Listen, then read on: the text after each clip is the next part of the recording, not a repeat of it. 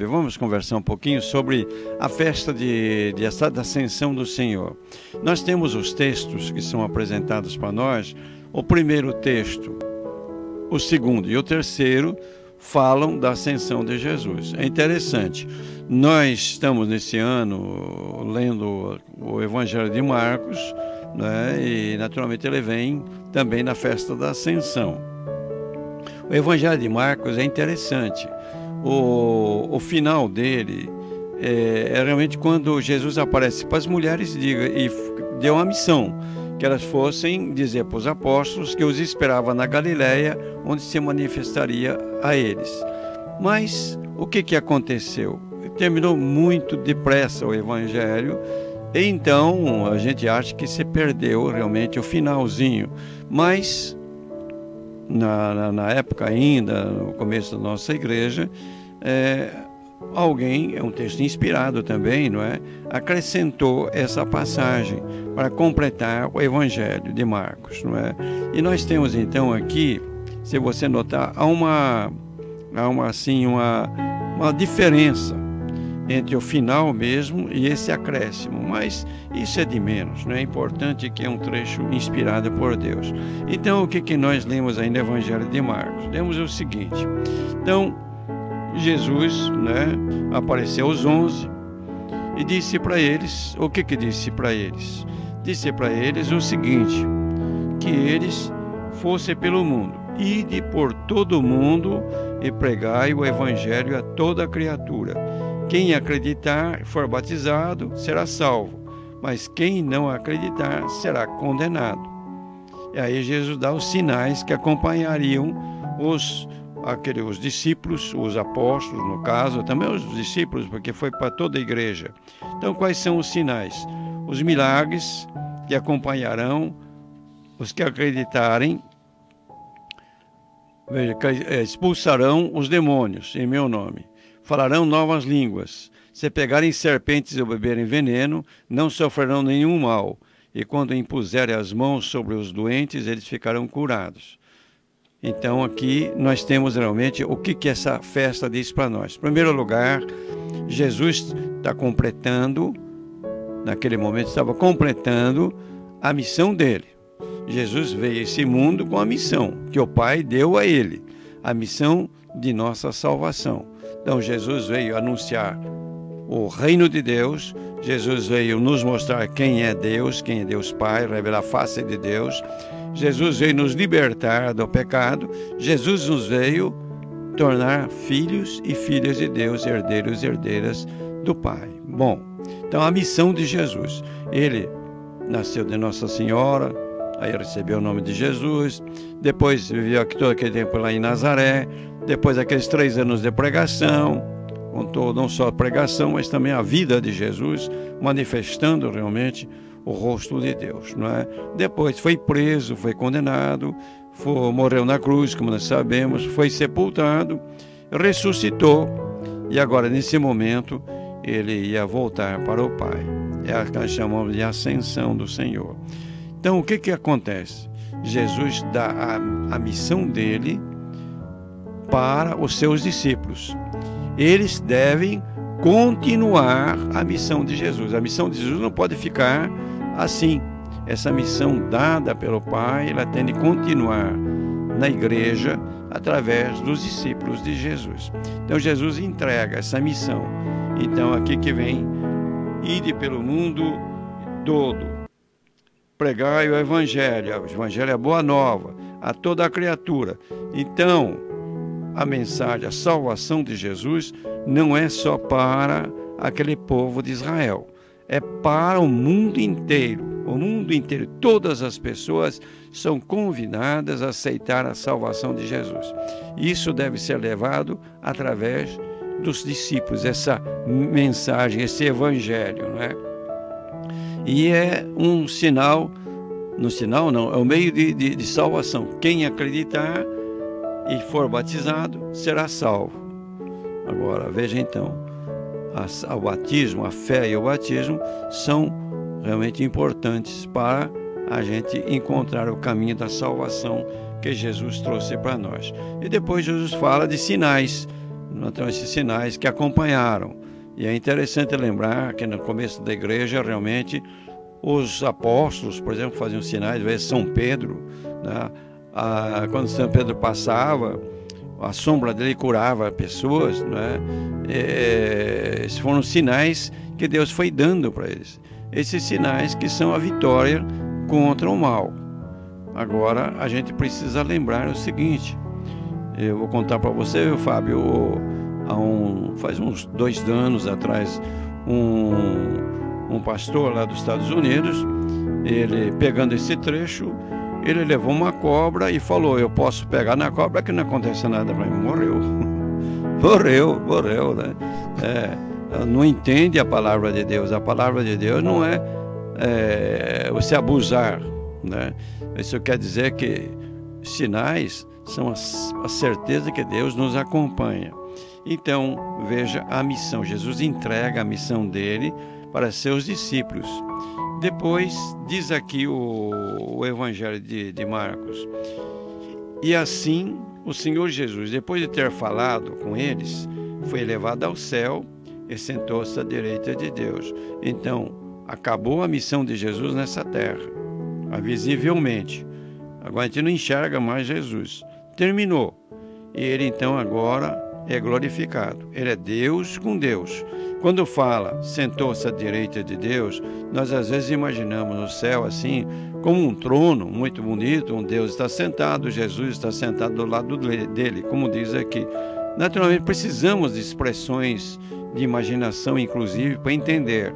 Mas o significado não é que haja um trono. Isso é modo de expressão. Quem senta no trono é o rei, é aquele que tem o poder. Então agora Jesus é o Todo-Poderoso, junto com o Pai e com o Espírito Santo, que Jesus é Deus. Bom, então veja só, nós temos na festa da Ascensão o seguinte: Jesus entrega a sua missão para a igreja. Jesus agora é Deus com Deus. Jesus tem o poder. E agora, o que acontece? Diz aqui: e eles partiram a pregar por toda parte, e o Senhor cooperava com eles, confirmando a sua palavra com os milagres que acompanhavam. Então, o que aconteceu? Eles pegaram a missão e levaram para frente. Veja, portanto, aqui nós temos 3 coisas interessantes. Jesus entrega a missão dele, que é agora para o mundo inteiro. Jesus viveu lá em Israel. A missão terrena de Jesus foi ir para o povo de Israel. Agora, a missão de Jesus não é só para o povo de Israel. Quem é que vai levar a missão de Jesus de salvação para o mundo inteiro? São os discípulos de Jesus. E eles fizeram isso. E Deus o acompanhou com poder. Agora vocês vejam. Vamos pegar... em vez de ver vocês ouçam, né? Vamos ver o Evangelho, a primeira leitura, que é dos Atos dos Apóstolos.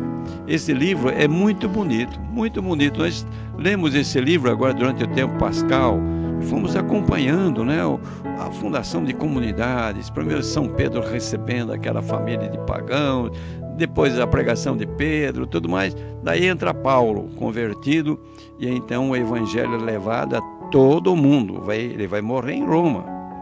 Então é muito interessante esse livro. Aqui é o começo. São Lucas escreveu o Evangelho, dedicou um tal de Teófilo. Teófilo significa amigo de Deus, não é? Então, ou é uma pessoa, ou então é para todos os amigos de Deus, o Evangelho. Ele continua o Evangelho dele com o Evangelho da igreja. Como é que continua a missão de Jesus? Para chegar até o mundo inteiro. Ele então dedica a Teófilo, falei Timóteo, não é Teófilo, o amigo de Deus. Teófilo, Teo significa Deus, Filo significa amigo de Deus. Então, é o amigo de Deus. Então, ele começa primeiro relembrando, né, que Jesus apareceu durante 40 dias para os seus discípulos de 40 dias, depois da ressurreição, né? E foi explicando para eles, foi ensinando, né? Dando as instruções, tudo isso. E chegou o 40º dia. Então, foi durante uma refeição que ele apareceu para eles e comeu com eles. E durante a refeição, Jesus dá umas instruções. Olha, vocês não se afastem de Jerusalém. Esperem a vinda do Espírito Santo. Ele vai descer sobre vocês. E aí, Jesus vai conversando e os discípulos, olha, não tinha entendido muita coisa, não. E eles vão fazer aquela pergunta. A pergunta que eles vão dizer assim: Senhor, é agora que vais restaurar o reino de Israel? Estavam interessados na política, né? Mandar, ter um cargo, etc. Né? Não tinha entendido nada. A missão de Jesus não era essa. A missão de Jesus é um reino diferente, né? É uma proposta de sociedade diferente. Não é uma proposta de politicagem, vamos dizer, né? E Jesus não se zanga, não. É interessante.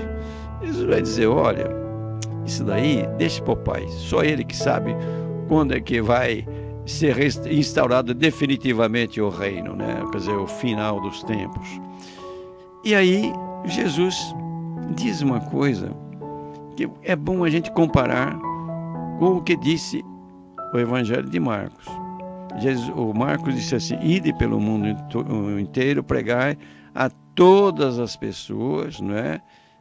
Aqui o que ele fala assim: mas recebereis o poder do Espírito Santo que descerá sobre vós. Então, a promessa do Espírito Santo que se realizou em Pentecostes. Recebereis o poder do Espírito Santo que descerá sobre vós. Para quê? Para que eles vão receber o Espírito Santo? Para serdes minhas testemunhas. Para serdes minhas testemunhas. Quer dizer, o Espírito Santo entra naqueles homens e mulheres, porque estavam as mulheres lá também.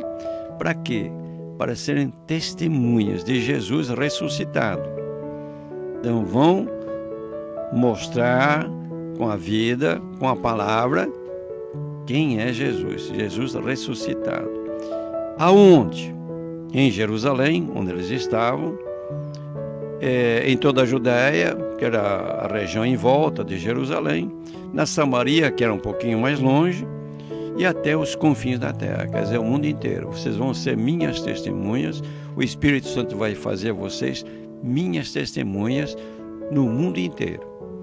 Então veja só, compara isso com ide pelo mundo inteiro, pregar o evangelho a toda a criatura, aquela coisa de Marcos.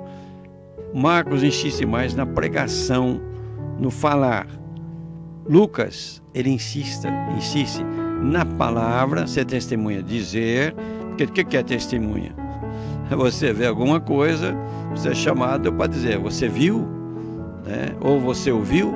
Então você vai ser testemunha, na verdade. Então, nós temos que ser testemunha de Jesus. Agora, pela palavra, mas aqui ele insiste muito pela vida. Essa palavra testemunha no Evangelho de Lucas e nos Atos dos Apóstolos é a chave para a gente entender todo o Evangelho e todos os Atos dos Apóstolos. Ser testemunha. Então, os apóstolos vão ser testemunhas. Então, nós temos lá Pedro, João, o Tiago que morre por primeiro, o Estevão, todas, você vai percorrendo, você vai ver. Foram testemunhas da ressurreição de Jesus. Paulo, toda a vida de Paulo com os companheiros dele, com Timóteo, Tito, Silas, o Silvano, né, Lucas, Marcos, é realmente ser testemunha com a vida e com a palavra. É mais rica essa palavra do que simplesmente ide pelo mundo inteiro e anunciar o evangelho a todas as criaturas. Lucas é muito, o evangelho dele é muito bem escrito, porque ele é um homem mais estudado, vamos dizer, é um médico, não é? Então a gente vê. E depois ele insiste, não é só aqui em Jerusalém, é em toda a Judéia, Samaria, que é longe, e mundo inteiro, né? Então é o mandato de Jesus. E o que aconteceu? Então Jesus entregou a missão dele para os discípulos, como no Evangelho de Marcos, está vendo? Agora, o que aconteceu? Aí Lucas, ele coloca assim de uma maneira mais bonita, vamos dizer, né? A ascensão de Jesus. Depois de dizer isso, Jesus foi levado ao céu à vista deles. Veja, foi levado aos céus à vista deles. E aí, Lucas, é interessante como ele coloca. Uma nuvem o encobriu, de forma que seus olhos não podiam mais vê-lo. Uma nuvem encobriu. No Antigo Testamento, na Bíblia, a nuvem é o símbolo da presença de Deus. Quando Jesus ressuscitou, uma nuvem, aliás, quando Jesus se transfigurou, uma nuvem, apareceu a voz do Pai, né? A nuvem. Quando a gente lê os escritos de Moisés, os primeiros livros, a gente vai ver o seguinte: havia uma nuvem sobre a tenda de reunião, significa a presença de Deus, né? Então, a nuvem, agora a gente não vê mais Jesus, a gente não vê mais, mas a nuvem continua, quer dizer, a presença de Jesus hoje, que nós não vemos, ela se faz presente pela fé. Nós enxergamos Jesus, e tem alguns lugares em que ele insiste na presença dele, embora não a vejamos, né? A Eucaristia, a palavra de Deus, quando nos reunimos em nome dele, né? E então há realmente uns lugares onde a gente sente mais a presença de Jesus sem enxergá-lo, sem vê-lo, não é? E depois, o que acontece? Um espetáculo, né? Os apóstolos vendo Jesus subir ao céu. Os apóstolos continuavam olhando para o céu enquanto Jesus subia. Apareceram então 2 homens vestidos de branco. Isso significa a presença do sobrenatural, os mensageiros de Deus. E qual a mensagem dos mensageiros para aqueles homens que estavam lá? Homens da Galileia, eles eram galileus. Por que ficais aqui parados, olhando para o céu? Vocês vão ficar aí, sem fazer nada, só olhando para cima? Esse Jesus que vos foi levado para o céu virá do mesmo modo como vistes partir para o céu. Jesus vai voltar um dia, no final dos tempos. Mas agora, vocês não vão ficar parados aí não. Volte para casa e pede o Espírito Santo. Depois o Espírito Santo vai dar fogo no coração de vocês para vocês saírem pelo mundo, continuando a missão de Jesus. Veja, é bonito então, nos 2 trechos, algumas coisas assim diferentes, as facetas, vamos dizer, não é? Mas a mesma mensagem. Então, primeiramente, eles vão receber o Espírito Santo. Agora, Jesus dá missão para eles, que vai ser cumprida depois que receberem o Espírito Santo. E depois, Jesus volta para o Pai. Jesus é Deus, e agora ele tem de ser realmente adorado como Deus. Nós sabemos que ele é o Senhor. A segunda leitura é tirada da carta de São Paulo aos Efésios, capítulo 1, versículo 17 a 23. Aqui também é interessante. São Paulo faz um pedido. Qual é esse pedido que ele faz a Deus? Pede a Deus que dê para os Efésios, naturalmente, para nós também, né, porque essa mensagem é para nós, a sabedoria, para a gente conhecer realmente quem é Jesus.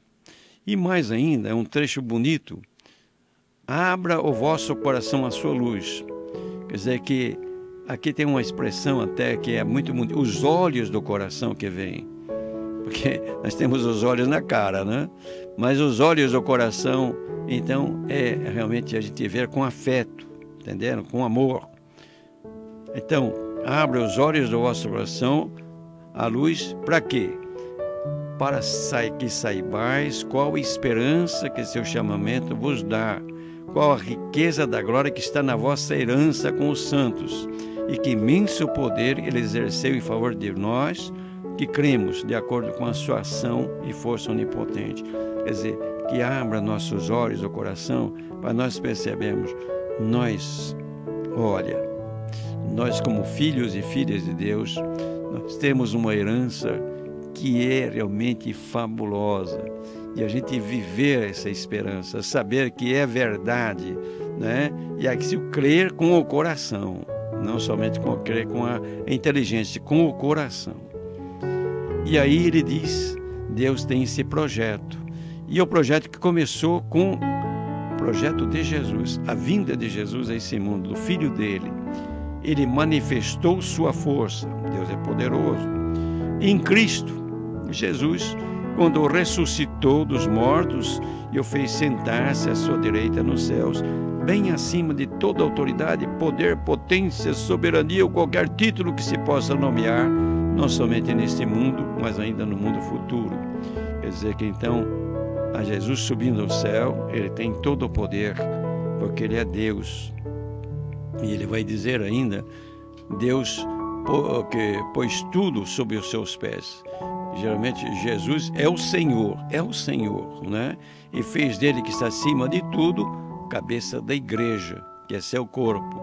Isso aqui é até bonito a gente pensar isto. Olha, uma cabeça não fica separada do corpo, e o corpo não fica separado da cabeça. Nós somos o corpo de Jesus Cristo, ele é nossa cabeça, é a igreja. Então, a coisa mais bonita, a cabeça já está glorificada. Agora, a glorificação de Jesus já é a nossa glorificação, que começa aqui com a dignidade que nós temos. Nós temos a vida de Deus em nós. E isso, naturalmente, vai acontecer de maneira plena, totalmente plena, quando nós estivermos junto dele no final dos tempos, a parousia. Então, o que a gente realmente pode guardar dessas leituras? Aquilo que nós vimos. Então, Jesus tem uma missão, cumpriu a missão dele, chegou ao final da missão dele. Ele vai voltar para o Pai, ele é Deus, vai voltar para o Pai. Ele pega a missão dele e entrega para seus discípulos. Eles têm de continuar essa missão, não só em Israel, mas no mundo inteiro. E dá para eles o poder, vai estar com eles até o final dos tempos. E aí então os discípulos saem e vão realizar essa missão. E Jesus agora, junto do Pai, ele é Deus de Deus, portanto é o Senhor e deve ser adorado por todos nós. Mas ele está presente, porque se ele não tivesse ressuscitado, para ver Jesus nós teríamos de pegar aqui um avião e ir até Israel para ir ver Jesus. Mas como ele é ressuscitado, o que acontece? É espiritual, mundo espiritual. E o mundo espiritual está em todo lugar, está em volta de nós, está junto de nós. E esse mundo espiritual, ele aparece nos sacramentos. O sacramento é um sinal da presença. Quais são esses sinais? Aquele que nós dissemos. A Eucaristia, a Palavra de Deus, as nossas reuniões, assembleias, que nós fazemos em nome de Deus, não é?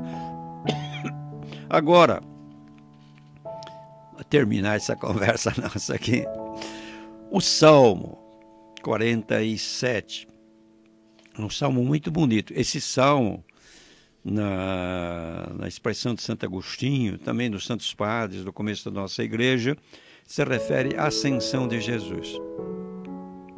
Veja só: povos todos, batei palmas, gritai a Deus aclamações de alegria, porque sublime é o Senhor, o Deus Altíssimo, o soberano que domina toda a terra. Então, é realmente aclamar a nosso Deus. E o que acontece? Por entre aclamações, Deus se elevou. O Senhor subiu o toque da trombeta. Salmodiai ao nosso Deus ao som da harpa. Salmodiai ao Senhor ao som da harpa a nosso Rei. Veja. Por entre aclamações, Deus se elevou. Como é que Deus se elevou? Se ele já está em todo lugar. Porque Deus veio a nós. Aquilo que Jesus disse: ninguém sobe ao alto senão aquele que desceu. Deus desceu. Isso aqui é uma expressão. Se tornou um como nós. Então agora ele sobe para o lugar dele, porque é Deus. Porque Deus é o grande rei de toda a terra. Esse rei aí é que tem poder sobre toda a terra. Ao som da harpa acompanhar seus louvores, Deus reina sobre todas as nações, está sentado no seu trono glorioso. Deus é o poder. Deus é onipotente, como nós dizemos, não é? Mas ser onipotente também deve lembrar, ele é todo misericordioso, todo bom, todo querido. E a prova é Jesus Cristo. Então, eu proponho para você, que vai amanhã viver a festa da Ascensão, lembrar essas três coisas. Jesus completou a missão dele. Segunda coisa, a missão dele é entregue para os apóstolos, depois os apóstolos foram entregando para a igreja que vai continuando essa missão, e nós somos a igreja hoje. Terceira coisa, Jesus completou a missão dele, agora ele é o Senhor. Diante dele nós devemos toda adoração e reconhecer que ele é o Senhor. Subir aos céus, povos todos batei palmas, não é? Bonito, bonito mesmo. Isso traz para nós uma responsabilidade também. Eu não sei se você, Fábio, lembra daquela, nas Olimpíadas, tem um tipo de corrida que é muito interessante. O pessoal não se entusiasma muito, mas é interessante. É a corrida de estafeta, né? A equipe tem 4 corredores. Um fica na partida, depois de 200 metros fica outro, 200 outro metro com mais outro e no mais 200 o outro. E aí então a equipe tem de fazer o quê? O primeiro sai com um pauzinho na mão, estafeta, né? Ele vai correndo e tem de entregar para o outro vai correndo, o outro pega, a equipe que chegar primeiro com a estafeta, né, sem cair a estafeta, é que ganha a corrida. Então Jesus foi o primeiro, pegou a estafeta, entregou para os apóstolos. Os apóstolos entregaram para os outros que vieram, foram entregando. Nós hoje somos como aqueles que estamos com a estafeta na mão. Então nós temos de continuar a missão de Jesus. A missão nossa de cristãos e cristãs é justamente fazer o que Jesus fez. Ser testemunhas de Jesus ressuscitado. Anunciar o Evangelho a todas as pessoas, para que as pessoas se encontrem com Jesus. Se encontrem com a salvação de Jesus e naturalmente tenham a vida, que é a coisa mais importante que se possa imaginar e se desejar. Né? Tá certo? Você tá certo. Dom Luizinho, aqui a gente conhece essa corrida como corrida do bastão, corrida de bastão. Do bastão. A corrida de bastão. Estafeta também é um sinônimo, né? Mas a gente conhece mais como corrida do bastão. O cara corre, passa o bastão pro outro. Exato. Passa o bastão pro outro. Se o cara derrubar o bastão no meio do caminho, ele é desclassificado. É desclassificado. Mas, Dom Luizinho, olha que interessante, porque o próprio Paulo, ele fala isso, né? Quando ele está dizendo, eu completei a corrida, né? Completei a carreira, eu completei a corrida. Quer dizer, ele fez a parte dele. Mas agora... Ele pegou o bastão, correu lá e entregou para os outros, né? E continua. Aí ele já tinha recebido a vitória, né? Agora cabe a nós fazermos isso daí, Dom Luizinho. Verdade, olha que legal. E, Dom Luizinho, que interessante a palavra, essa liturgia de domingo. A liturgia ela sempre está ligada, né? Mas como é bonita essa liturgia, ela é muito interligada, né? O Evangelho com a primeira leitura, com a segunda leitura e o Salmo. Como é uma coisa só, né? Essa liturgia falando a respeito da ascensão de nosso Senhor Jesus Cristo e da missão, né? Eu acho importante essa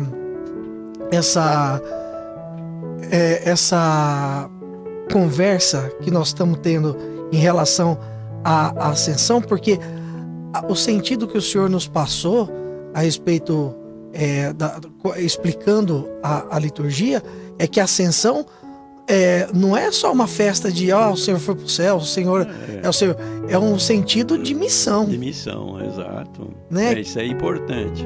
E outra coisa que você falou aí, isso é interessante e também é bom a gente chamar a atenção, porque às vezes os padres, isso não é criticar, é porque aprenderam assim, né? Ficam com o Evangelho e esquecem dos outros textos. Quando a liturgia realmente são os textos bíblicos, né? E a homilia, o que é? A gente pegar os textos bíblicos, entender e aplicar na vida, né? Viver. Aí então, quando a gente pega tudo isso, não é a nossa palavra. Porque você pode pegar um texto, por exemplo, e ir longe. Daí você fala o que vem na sua cabeça, entendeu? Isso não é a palavra de Deus. A palavra de Deus é essa que é anunciada. Agora, naturalmente, a aplicação dessa palavra à vida nossa. Você veja aí como a gente vê claramente, por exemplo, nesse domingo da Ascensão do Senhor, não é? Como a gente vê. Quer dizer, Jesus realmente está no céu, é o Senhor, devemos adorá-lo. Mas ele deixou a missão dele para nós. Então, qual é a nossa obrigação? Ser testemunhas de Cristo ressuscitado no mundo inteiro, hoje. Agora, aplique isso à sua vida. Você é casado, sua família, como é que você vai viver isso nessa semana? Você que tem o seu trabalho, como é que você vai aplicar isso na sua vida? Eu que sou aposentado, vamos dizer, né? Como é que eu vou fazer isso na minha vida? Eu tenho de lembrar, Jesus é Deus, tenho de adorá-lo. Nós não enxergamos, mas está presente. Então a gente vive realmente o mistério de Deus no sacramento, na palavra. Mas e a missão? Veja, o Evangelho de Marcos termina dizendo que eles viveram a missão. Então nós temos que fazer isso. Agora, concretamente, não é assim, só no ar. Como é que nós vamos fazer na nossa vida? E isso, naturalmente, fica a reflexão de cada um de nós, porque cada um de nós é que sabe como é que é a vida dele, como é que ele pode viver isso. Eu achei muito interessante, hoje eu estava preparando a homilia, né? Há um trecho aquele livro que o Padre Almeida faz, do Liturgia Diária, né? Pão Nosso, né? Tem um escrito do Padre Libânio lá, que é muito interessante. Vale a pena ler. Vale a pena ler. Eu não conhecia esse trecho do Padre Libânio, que foi um grande teólogo, já morreu, mas realmente um homem, um escrito muito bonito, que ele fala da presença e ausência. Presença. Você está presente aqui. Eu estou junto de você. Eu posso estar conversando com você, mas você está ausente da minha vida, né? Um casal, às vezes dorme junto, tudo isso, mas às vezes um não está presente na vida do outro, né? A presença e a ausência. Então, agora, há ausências que são presença na vida da gente. Por exemplo, minha mãe morreu. Eu tenho uma fotografia dela. Aquela fotografia me torna presente a vida, torna presente a minha mãe na minha vida, né? A gente olha, né, a pessoa, eu não vejo mais, mas olha a fotografia. E ele diz assim também, Jesus estava presente no mundo naquela época. Mas quantas pessoas estavam ausentes, não conheciam, esbarravam em Jesus, não é? Agora, Jesus, nós não enxergamos, mas ele está presente. Você vê a Eucaristia, ele está aqui com a gente, né? A palavra está presente na vida da gente. Achei muito interessante essa reflexão. Nossa, muito bonito mesmo, Dona Luizinha. Muito interessante, porque realmente a gente está esbarrando em alguém, e aquela pessoa não diz nada para mim. Estou ausente na vida dela, ou ela está ausente, né? Tem ausência minha na vida dela, né? Agora, como transformar as presenças em presenças mesmo, né? E as ausências em presença, que é justamente isso que Jesus deixou para nós. Está ausente visivelmente, mas está presente nos sacramentos, nas coisas também, a gente vai descobrindo a presença dele, né? Dom Luizinho, eu queria falar para o senhor aqui algo assim que de vez em quando acontece comigo, quando no momento da celebração, naquele momento da adoração. Às vezes parece que Jesus está tão presente naquele momento diante do Santíssimo, que parece que se eu virar para o lado mais forte, eu vou trombar nele, que ele está do meu lado. Tão presente que é. Parece que é uma presença tão grande que a gente sai dali e parece que dá até saudade. Ó, eu estava conversando com uma pessoa, a pessoa não está mais aqui perto de mim. De tão real que se torna. E a gente estava escutando a musiquinha hoje do Sacramento da Comunhão, falando nisso, da presença, que é uma presença real, verdadeira. E Dom Luizinho, olha, acompanhar o senhor, principalmente ali no presbitério, como eu já tive a oportunidade, a honra de estar ali do lado, e ver como o senhor procede naquele momento, a gente percebe que tem alguém muito importante ali mesmo, viu? Porque, tem mesmo. Tem. Porque a forma como o senhor lida é uma forma muito pessoal. E isso que o senhor falou aí é bom para a gente meditar, né? Gostaria de pedir uma bênção para o senhor, para nós, é claro, mas principalmente para os nossos ouvintes. Não tem dúvida. Para vocês, desejando um bom domingo, um bom sábado e um bom domingo também, uma bela semana. O Senhor esteja convosco. Ele está no meio de nós. Nosso Senhor Jesus Cristo esteja diante de vós para vos guiar. Amém. Atrás de vós para vos proteger. Amém. E aos vossos lados para vos acompanhar. Amém. E abençoe-vos o Deus Todo-Poderoso, Pai, Filho e Espírito Santo, e esta bênção permaneça para sempre. Amém.